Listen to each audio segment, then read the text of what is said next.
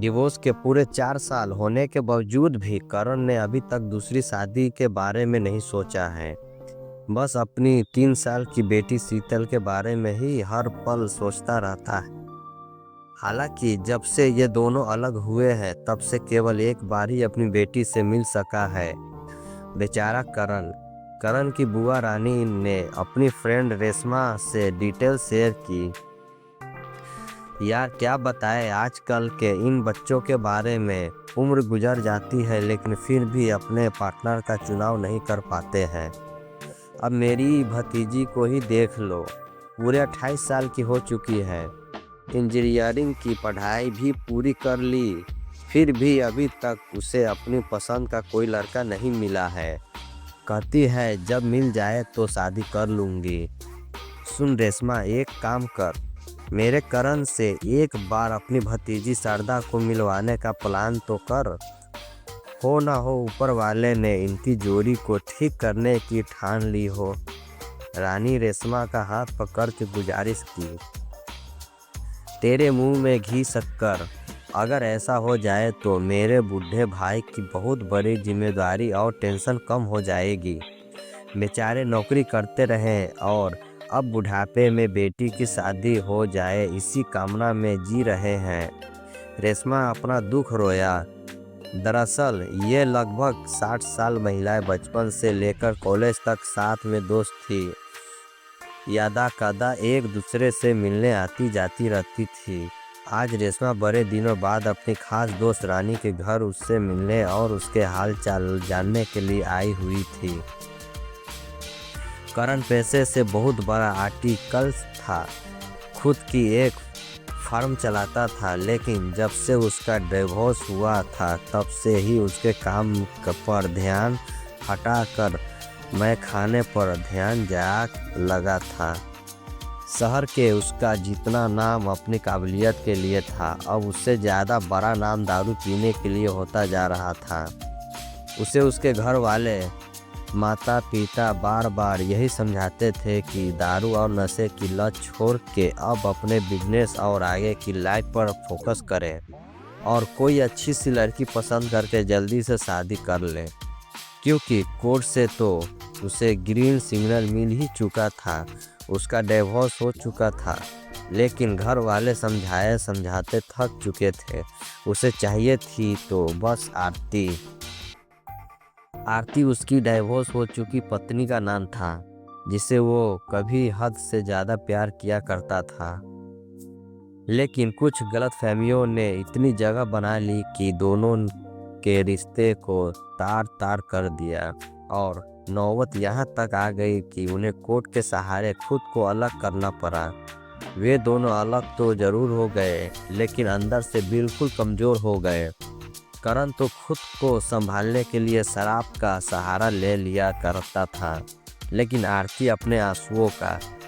Divorce के बाद आरती को अपने पापा, भाई और भाभी के साथ रह रही थी। उसे भाई और भाभी का साथ और प्यार तो कम लेकिन उसके ताने ज़्यादा मिलते थे।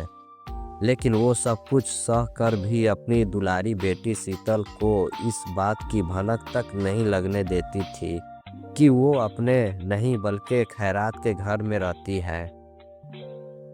उसे अगर रोना होता था तो वह अपने बेटी के पीछे रोती थी। उसके सामने खुद को एक स्ट्रॉन्ग सिंगल पेरेंट की तरह पेश करती थी।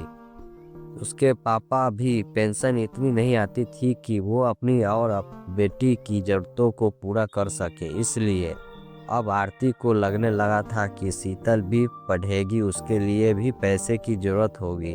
हालांकि करण उसे हर महीने भत्ते के रूप में 10,000 रुपये देता था, लेकिन उससे भी गुजारा आसान नहीं था। उसने नौकरी करने का फैसला किया। एक दिन उसके पापा ने आरती को बुला के कहा, आरती बेटा, जिंदगी बहुत बड़ी होती है और ये भगवान द्वारा दी हुई एक अनमोल होती है। इसे कटना नहीं, जीना चाहिए। इसलिए हमारी बात मानो तो एक बार फिर से अपना घर बसाने के बारे में सोचो, ताकि आपकी ज़िंदगी बन जाए। अपनी आंखों में आंसू लिए आरती ने कहा, पापा हम एक बार ही जीते हैं, एक बार ही मरते हैं और प्यार भी एक बार ही करते हैं। ये सब मैंने अपने हिस्से कर चुकी हूँ। अब मेरी कोई तमन्ना नहीं है। मैं बस चाहती हूँ मेरी बेटी शीतल की ज़िंदगी बन जाए और कुछ नहीं। आरती के पापा बस अपने आंसू पोंछते और आंखें मलते रह गए। उन्होंने एक अंतिम प्रयास किया और कहा, हमारे लिए ही ना सही, अपनी स्वर्गीय माँ के लिए वास्ते ही सही, क्योंकि मैंने उससे वादा किया था कि तुम्हारे बाद मैं अपनी बेटी को कभी भी कोई दिक्कत नहीं आने दूंगा। ज़्यादा कहने पर आरती मान तो गई, लेकिन उसके शर्त थी कि उसे फॉर्म्स नहीं किया जाएगा। वो अपनी मर्जी से ही करेगी।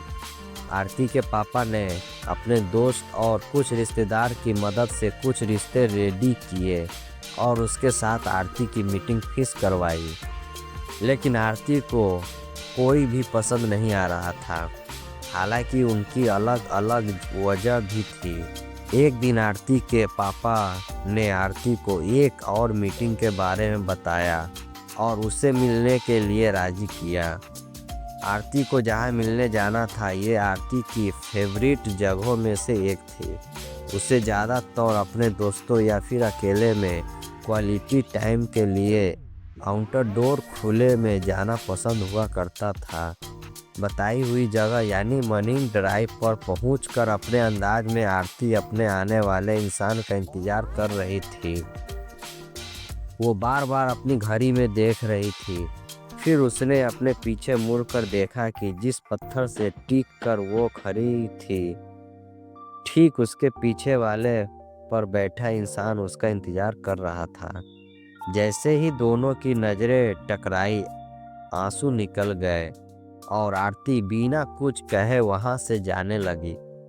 आरती, आज तुम्हारी मीटिंग मेरे से ही है, क्या तुम 10-15 मिनट बात कर सकती हो? जाती हुई आरती के कानों में ये आवाज़ गूंजी। उसने पीछे मुड़कर फिर से देखा, कहीं मेरी आंखें धोखा तो नहीं खा रही हो। वो खड़ी रह गई। उसे अपनी आंखों पर भरोसा नहीं हो रहा था। उसके टांगों जवाब दे रही थी। उसे अपना भर पृथ्वी के भर के बराबर लग रहा था। बस उसके मुंह से एक ही आवाज़ निकली, करण तुम। अब करण चलकर उसके पास आ चुका था। उसे अपनी बाहों में भर तो लेना चाह रहा था, लेकिन अभी वो ना तो उसकी पत्नी थी और ना मासूका। उसने आगे की हुई अपनी बाहें वापस पीछे कर ली और आरती को वापस उसी जगह बैठने को कहा।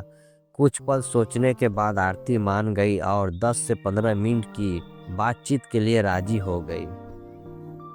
जब से तुमसे दूरी बनी है, हमारी जिंदगी ही बदल गई है। मुझे अब जिंदगी नहीं बस बोझ लगने लगी है। मुझे हर शाम को तुम्हारे हाथों की हेड मसाज याद आती है। करण और भी बहुत कुछ कहना चाहता था, लेकिन आरती ने उसे रोक दिया। हमारे पास केवल 10 से 15 मिनट है।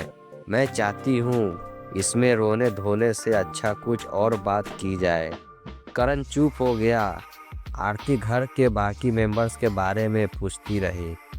करण ने शीतल से मिलने की इच्छा जताई तो आरती ने थोड़े नरम लहजे में कह दिया, कभी टाइम निकाल के उससे मिलवाने के लिए लाऊंगी।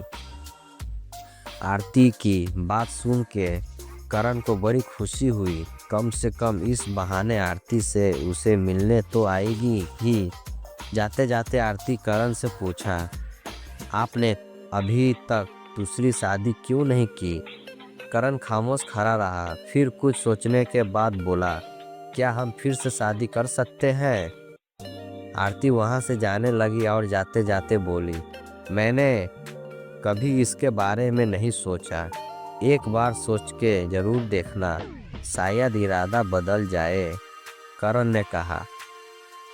घर पहुंच के आरती के पापा से पूछा, पापा क्या आपको पता था कि वो लड़का कौन था जो मुझसे मिलने वाला था? अपना चश्मा उतारते हुए पापा जवाब दिया, हाँ मुझे पता था वो करण था।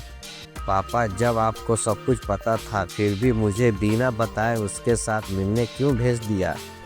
पापा की आंखों में आंसू थे। उन्होंने कहा, बेटा, इस उम्र में मैं नहीं चाहती कि मेरी बेटी फिर से नई शुरुआत करे। जो गलतियां हो गई उन्हें फिर से दोहराए। बच्चा हमारे ज़माने में डिवोर्स जैसा शब्द ही नहीं हुआ करते थे। गलतियां होती थी लेकिन लड़ झगड़ कर शाम को वापस अपने हम सफ़र के पास ही आना होता था। इसलिए मैंने फिर से वही कोशिश की, शायद एक बार नज़दीक जाके देखो, हो सकता है सालों के गीले शिकवे फिर से नए रिश्ते के रूप में ले ले। आरती ने गदगद होते हुए अपने पापा को गले लगा लिया और थैंक यू कहा। पापा, मैं आज करण से 10 से 15 मिनट मिली। आज मुझे उससे वो पुराना करण नज़र ही नहीं आया। तो फिर एक बार फिर से 2 मिनट और अरेंज करवाइए। नहीं पापा, अब मैं खुद ही अरेंज कर लूँगी। बहुत सोचने के बाद आरती ने दोबारा करण के साथ डेट पर जाने का फैसला किया। पहली डेट, दूसरी डेट और फिर से ये सिलसिला दोबारा से शादी होने के बाद ही रुका। आरती और करण के पूर्ण विवाह से दोनों फैमिली एक बार फिर से खुशी खुशी सुखी जीवन का आनंद लेने लगे। शीतल का भविष्य भी उज्जवल हो गया। करण एक बार फिर से शहर का सबसे जाना माना आर्टिस्ट के रूप में मशहूर होने लगा। सब कुछ तो पहले जैसा ही होने लगा था। बस फर्क था तो बस इतना कि इस बार करण एक जिम्मेदार और भरोसेमंद हस्बैंड बन चुका था। उसे अब अपनी पत्नी आरती और बेटी शीतल में अपनी जिंदगी नजर आती थी।